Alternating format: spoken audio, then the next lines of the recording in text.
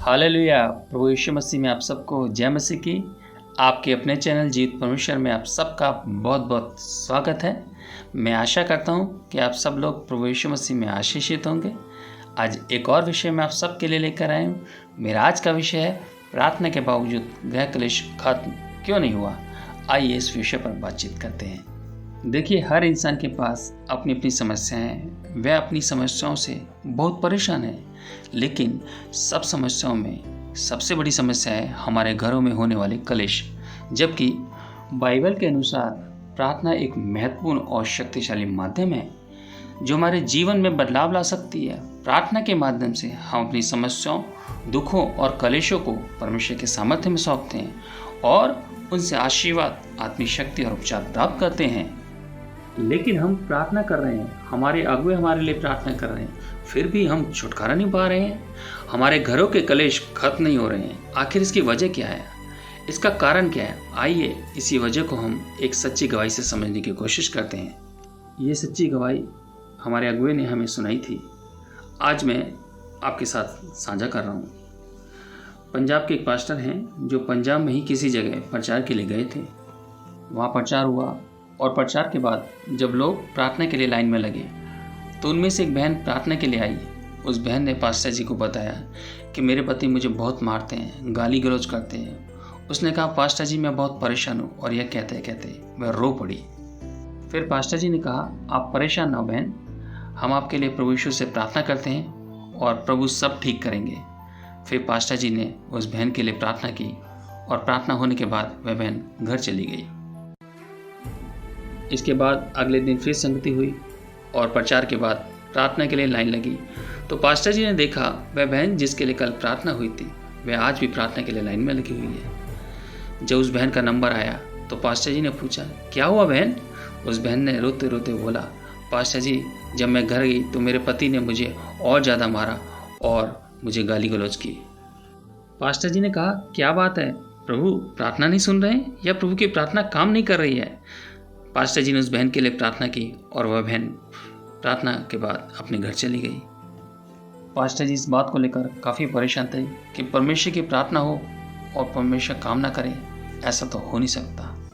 Pastor जी ने प्रभु यीशु से इसकी वजह पूछी तो प्रभु ने कहा कि तुम उस बहन के घर जाओ।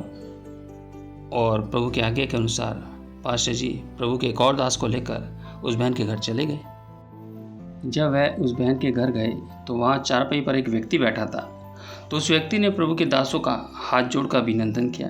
प्रभु के दासों ने भी हाथ जोड़कर उस व्यक्ति को जय मसीह की कहा, लेकिन उन्हें नहीं पता था कि वह व्यक्ति कौन है, क्योंकि वह किसी को जानते नहीं थे। जब वह बहन अंदर से निकलकर बाहर आई तो पास्टर जी ने कहा, आपके पति कहाँ हैं जो आपको मारते पीटते हैं, गाली गलौज करते हैं? उस बहन ने उस व्यक्ति की ओर इशारा करते हुए कहा, यही वह व्यक्ति है जिसने मेरी ज़िंदगी नरक बना रखी है, मेरा जीवन खराब कर रखा है। और वह बहन अपने पति को गाली गलौज करते हुए उसके साथ अभद्र व्यवहार करने लगी। तब पास्टर जी ने उस बहन को शांत करते हुए कहा, बहन अब मुझे समझ में आ गया है कि प्रभु की प्रार्थना आपके जीवन में काम क्यों नहीं कर रही है। फिर प्रभु के दासों ने उस बहन से कहा कि जब तक आप प्रभु के वचन को अपने जीवन में आदर नहीं दोगे तब तक प्रभु की प्रार्थना आपके जीवन में काम नहीं करेगी, क्योंकि प्रभु का वचन गलतियों 5:14 कहता है कि तू अपने पड़ोसी से अपने समान प्रेम रख। यहाँ तो वह बहन अपने पति से ही व्यवहार कर रही थी, जबकि एक विश्वासी के जीवन से प्रभु का प्रेम प्रकट होना चाहिए। ये बात हमेशा ध्यान रखें कि जब तक बुराई हमारे जीवन में रहेगी तब तक हमारे जीवन से बुराई का अंतर नहीं होगा। इसके बाद प्रभु के दासों ने उसके पति से बातचीत की तो उसके पति ने कहा कि जब मेरी पत्नी मेरे साथ बुरा व्यवहार करती है तो मेरा व्यवहार भी अपनी पत्नी के साथ गाली गलौज और मारपीट जैसा हो जाता है। फिर प्रभु के दासों ने उन दोनों पति पत्नी को समझाया और उसके पति को सुसमाचार सुनाया। उसके पति ने आदरपूर्वक सुसमाचार सुना और कुछ समय पश्चात प्रभु को अपना जीवन समर्पित किया। अंत में मैं यही कहना चाहता हूँ, चाहे स्त्री हो चाहे पुरुष हो, यदि हमारे जीवन में बुराई है और हम अपने जीवन में परमेश्वर के वचन का आदर नहीं कर रहे हैं तो चाहे हम कितनी भी प्रार्थना कर लें या परमेश्वर के दासों से प्रार्थना करवा लें, वह प्रार्थना हमारे जीवन में कामयाब नहीं हो सकती। इसकी सबसे बड़ी वजह यही है कि हमने अपने जीवन में प्रभु के वचन का आदर नहीं किया, जिसकी वजह से प्रभु के बड़े हाथ को हम अपने जीवन में देख नहीं पाए। आशा करता हूँ कि यह गवाही हमारे जीवन से बातचीत कर रही है। हालेलुया। परमेश्वर आप सबको आशीष दे, बरकत दे। प्रभु यीशु हम सबसे बात कर रहे हैं। आइए अब इस विषय के लिए प्रार्थना करते हैं। हालेलुया। परमेश्वर आपका धन्यवाद करते हैं कि आपने हमें संभाला, भला चंगा रखा खुदावन। सच में खुदावन, ये आपकी महाकरुणा का प्रतिफल है कि आज हम जीवित हैं। परमेश्वर आपका धन्यवाद करते हैं।